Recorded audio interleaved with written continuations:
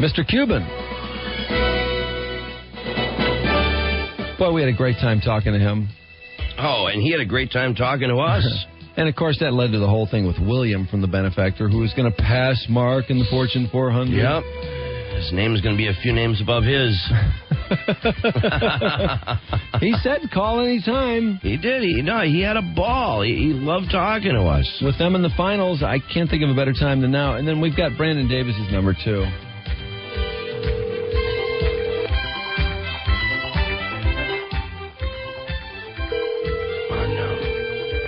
Hi, you've reached the corporate offices for Mark Cuban Company. Please leave a message for MLW Aviation, Radical Ventures, Martin Woodall, or Mark Cuban at this number, and your call will be returned. Thank you. Okay, this is a pretty decent stretch here, but it's Drew and Mike calling on WRIF Radio in Detroit. And we used to talk to Mark during the Benefactor television show, I think 3 or 4 Mondays in a row, when Mark was trying to pump life into that thing. We're desperately trying to get an interview with him for the NBA Finals. Congratulations to him and your organization, by the way, if that's any help. Our number in Detroit is 248. And we promised to pull for the Mavericks if Mark returns this call, which we don't expect him to, but we sure would love to talk to him. Thank you very much, whoever gets this message. Bye-bye. Brandon Davis? What are the chances he'll call? Good. Yeah. If he gets the message, I would say good.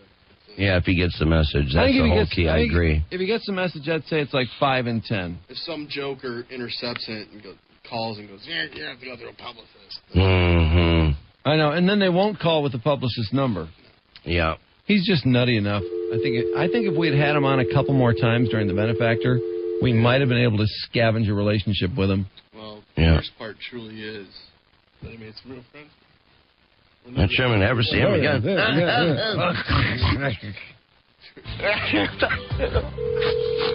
I am 100% confident that This is Brandon Davis's number. I will have more money than the winner of the show. I guarantee it. Something I never told Mark. I don't. Why did he never tell Mark this? 400. He definitely is going to be a few names beneath me. Since he's such a big badass, why didn't you tell him? Is that I made some real friends here, and I'm not sure if I'm ever going to see him again. That sounds like him. That's him. At the tone, please record your message. When you have finished recording, you may hang up or press 1 for more options. To leave a callback number, press 5. I want to hear his voice again, just for kicks. I wonder how much he regrets all the fire crotch stuff. Who is this guy, anyway? Well, maybe it's another sales tool. Maybe that's just what it's all about with all these TV stations. They're all looking for buys. Be listening for Eric Clapton. When you hear Eric Clapton, be caller 35, and you can win tickets before you can buy them for Eric Clapton, Saturday, September 23rd at the Palace. Tickets go on sale this Saturday at 10 a.m., and we just got a call back from someone. I don't know. I was optimistic. You were much more optimistic than I was. Yeah, I really was. But I am blown away. And we'll be talking to that special someone. If you were with us earlier this morning, it's one of two people. So after this break, hopefully we'll be talking to that individual. And would you believe, a few minutes ago we got the call back. Hey, it was worth a try. Oh, hey? Man, yeah. Mark. Hey, guys. How kind of you to return our call. I can't believe it. How could I not? Well, that's terrific. We had so much fun in the Benefactor days. And, the show, whatever happened to the show? It went the way of Cedric Sabalas. What do you think went wrong when you look back on it? What would you have done different? Oh, my goodness. What would I have done differently? I wouldn't have listened to the producers. I had the guys who put together the show were these English guys who, Mark, you need to, they just had me saying all these things I would never say, doing these things I would never do. And then finally got to the last couple episodes. I'm like, screw it. I'm just going to do it and have fun. And so I just do it. I just do it to have fun more.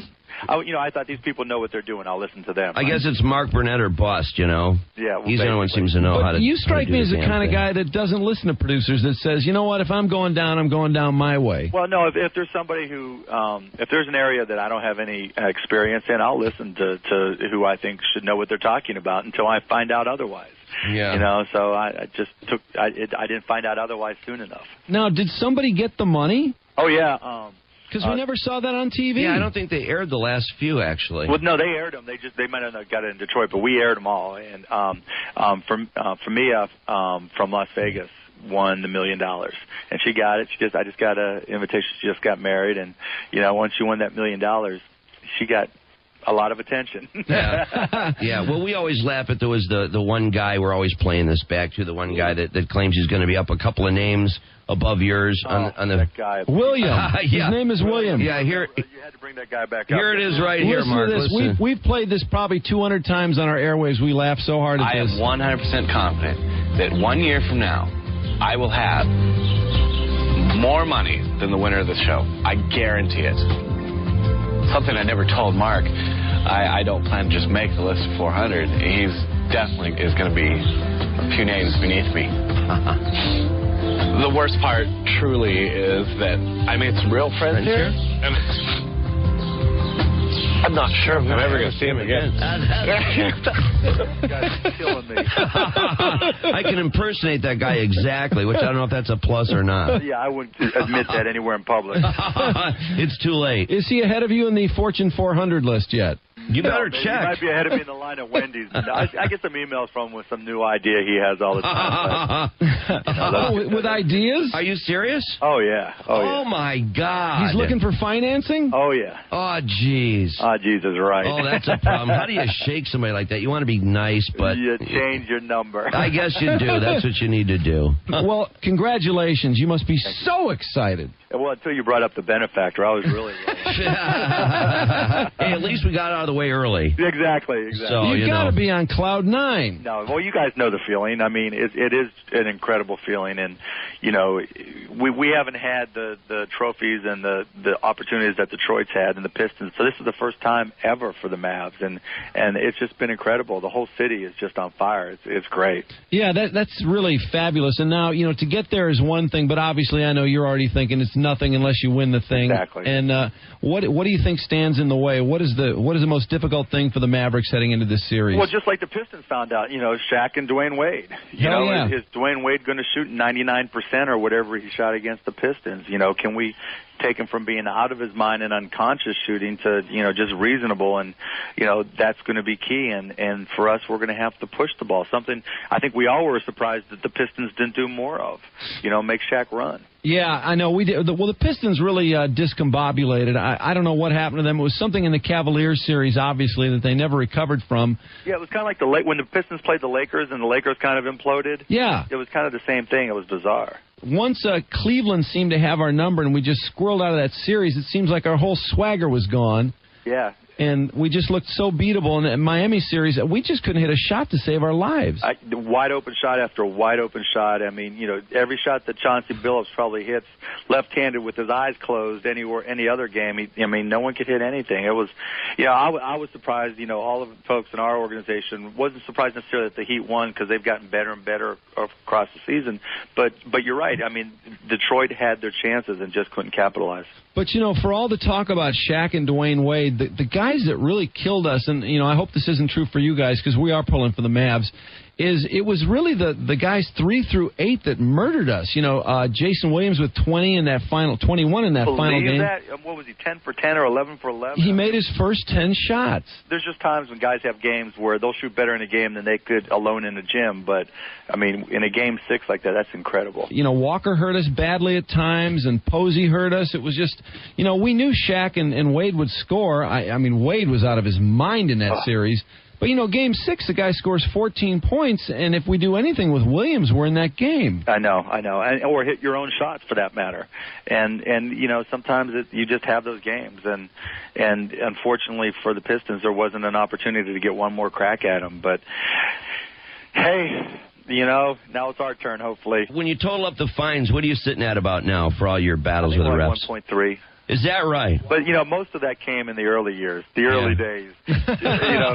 Over the past 4 years, it's probably only been 300,000. Yeah. You pulled off something very unique, though. I mean, you seem like the kind of owner who can actually maybe goof around at the shoot-around, and you seem like you're close to the players. Is that just image, or is that true? No, it's true. I mean, I get along great with these guys. I mean, it's not like I'm calling up Jason Terry and saying, let's go out to dinner every night. But I'll go out to lunch, or I'll go out and get a drink or a dinner with some of the guys, and, over the summer probably more often than during the season. But, yeah, different guys have different interests that I share. So, Jerry Stackhouse is into producing films, believe it or not. And so Stack and I will talk about high-definition video and Final Cut Pro on Mac versus PC, just stuff you'd never imagine talking about. But, if I've got a common interest, we'll talk.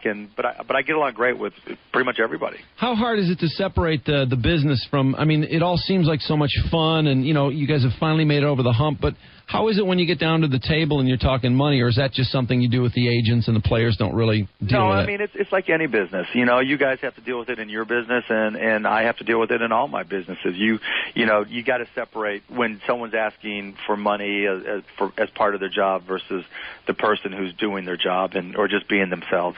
Well, it's funny. Whenever there's controversy involving something surrounding the Mavs, it seems Mark Cuban is always at the center of it somehow. Always. Even when the coach's wife is getting into it in the stands with some fan. What was the story there? You know how it goes. A drunk fan stands up for the home team and okay, wait, but here's what I'm wondering, because, people stand up and, they're at their home floor, and I'm sure they're going nuts and all that.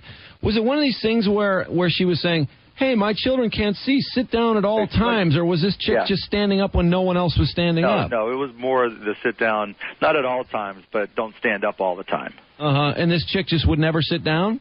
Yeah, basically. And it wasn't like she was the only one standing. She just happened to be standing right in front of the wrong person. Huh. And so it was were the people standing in front of her? Yeah, but you know what? It was one of those things that happens in every arena where, if you're rooting for the visiting team, people, and the home team folks are standing in front of you, nobody cares. And most people just deal with it and say, that's just the way it goes when you're in a visiting arena. And, Cassandra was just upset. And so I just walked up there and calmed her down, and life went on, and that was it. But this Phoenix chick, she got kicked out of her own arena, didn't she? Well, that was for throwing the finger and kind of spilling beer and her jeans were sliding down a little bit too far, and it was what? It was interesting. Wow, that sounds very interesting. You think I went up there just to diffuse the situation? Well, something we've noticed, and you sit behind the bench sometimes, don't you? All the time, yeah. Why is it we notice this it seems like every head coach's shoulder is like the hottest chick in the building? Well, that's L.A. and Dallas and Miami. In most of these cities, those seats, you're going to find trouble. All right. Yeah, that makes sense. Well, the Pistons, I know when we get further and further in the playoffs, it seems like the talent show for the women just gets stronger and stronger with each game. It's the same in Dallas, and, people want to see them be seen, and they know they're going to be on TV, and particularly if you sit behind the bench, you're going to be on TV if you're in the first row. So everybody's got their own little Jack Nicholson and, hey, look at me scenario. Right. So, yeah, but, hey, do you have a problem with that? No, not at all. It's quite wonderful. we get about 10 emails a day that say, hey, guys, 10:48 left in the third quarter. Look behind Avery Johnson. Look at that blonde with a big rack. Yeah, the yellow blouse. I'll try to set it up for y'all. Yeah, please do. Yeah, the best one was when we were playing in San Antonio, and one of my buddies is Mike Vadano, who plays for the Stars. And he's been going out with Willa Ford, who's she's just... Yeah, Google her and look at pictures. I mean, unbelievable. And so she's sitting behind the bench. I'm like, how can you bring her behind our bench? You think our guys are going to watch the game? Unfortunately, Avery Johnson doesn't put up with guys, checking out women in the stands. So, we got away with it. I could not believe to read the other day that was the first time Dirk Nowitzki had not scored 20 points in 43 games. Dirk is just amazing, and he's elevated his game every year of his career, and then he elevates it a little bit more in the playoffs. And this playoff run has just been beyond amazing. I think he's proven to people that he should have been the MVP, and he's proven to people that he's truly a top 5 superstar now. And I couldn't be happier for him. He's just such a great guy. And what's the history on him? He was drafted by by Milwaukee, wasn't he? It was pre-planned that they would draft him for the Mavericks and trade him up, and we would take tractor trailer, and there was some financial incentives involved. Tractor trailer for Dirk Nowitzki? Yeah, it wasn't really that. It wasn't like the Bucks said, "Oh, we really love Dirk," and then we convinced them to take tractor. The plan was they would take Dirk for us, and we would take tractor for them. Is that the biggest steal in modern NBA history? It's not too far off, but then, hey, we got Josh Howard with the 29th pick, and you guys got Tayshaun with the 29th pick. Yeah, damn straight. Yeah. Wow. All the guys here are dying to know because, we certainly followed you in your bachelor days. Since you got married, is that wiffle ball field still in the living room? Actually, it is. It is? Oh, no kidding. It is, but everything else in the house has changed completely. Very good. That's impressive. I mean, did she put up a fight over that? No. And we've got, because I've got a little daughter now, and so now it's kind of become her little romping area. And so she's got tennis rackets and tennis balls and everything you can imagine in there. God, boy, you really take care about, the stuff like in your house. And the same is true with the locker rooms, with the visitors. You've got the Xboxes and the plasmas and everything. That's outstanding. Well, we try. We feed the visitors. Hey, these are 21-year-old kids, 25-year-old kids. You guys remember back, and it's like, I just try to make it easy. We prepare food for them. We have a masseuse and all that. It's like, let's make it easy for them to do their jobs. That way they got no excuses. Yeah.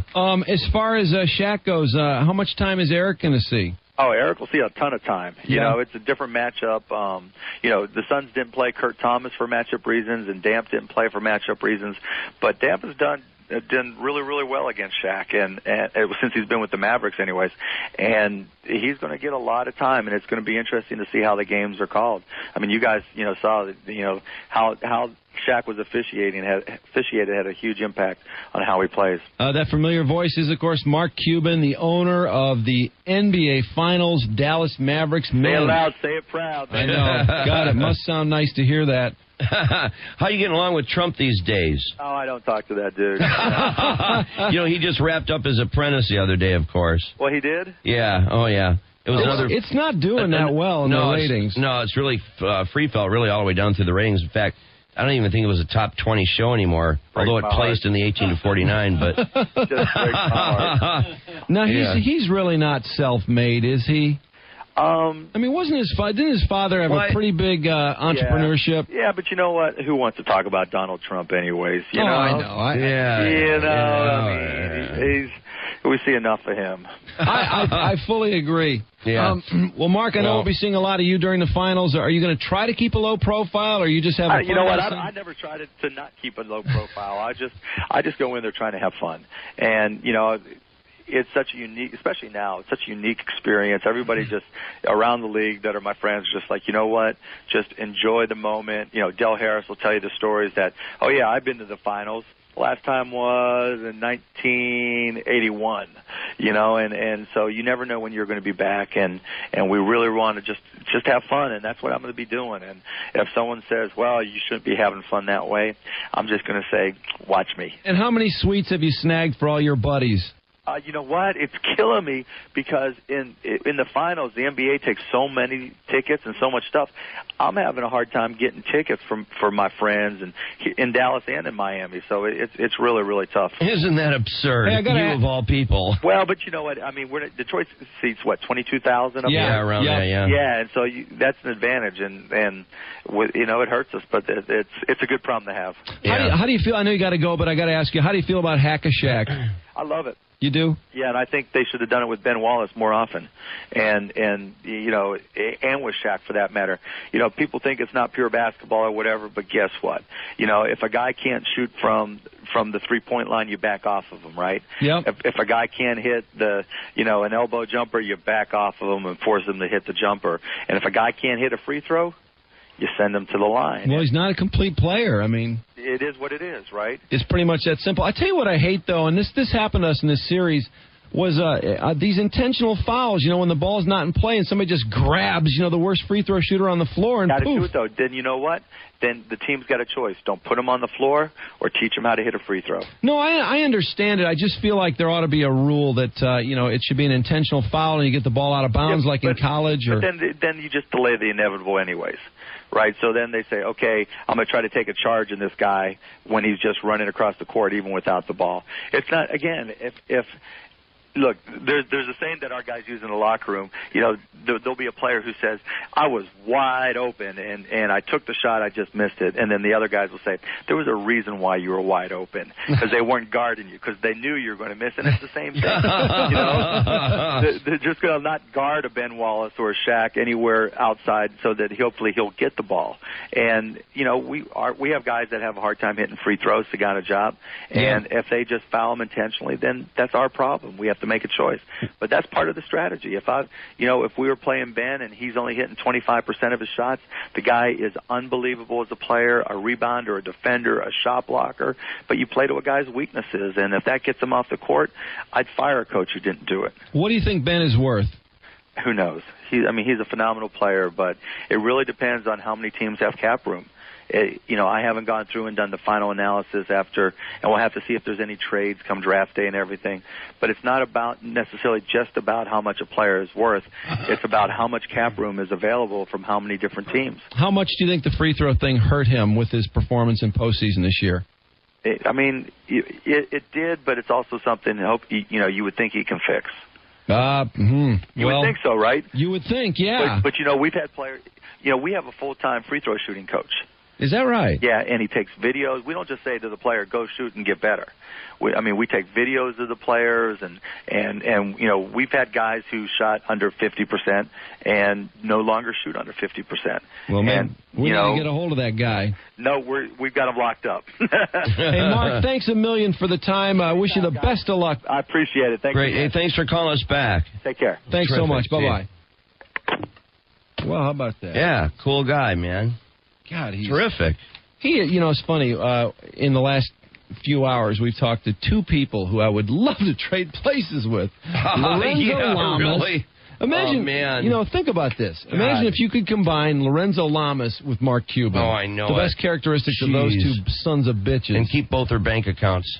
Merge them. Take Cuban's personality and his business acumen and put it in Lorenzo Lamas's body.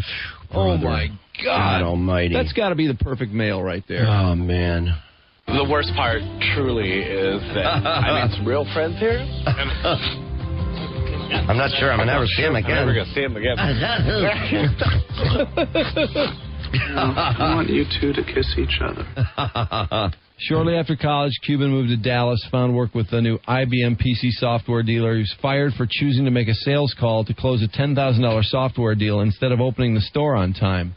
That's pretty stupid. Yeah.